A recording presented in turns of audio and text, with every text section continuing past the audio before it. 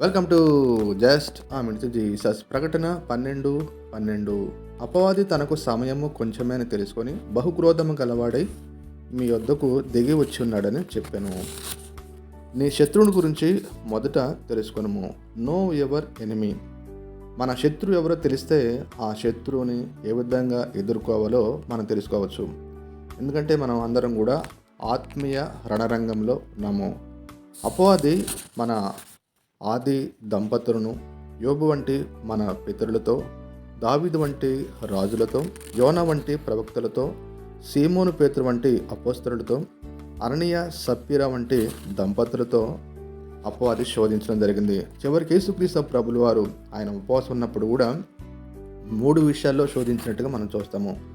మనము మన పరిస్థితి, మన విశ్వాసం దగ్గర అనునిత్యము మనల్ని శోధించాలని చెప్పి పడగొట్టాలని ప్రయత్నం చేస్తాం. కాబట్టి మెలకువ కలిగి దేవుని సన్నిధిలో కనిపెట్టుతాము. హల్లెలూయా.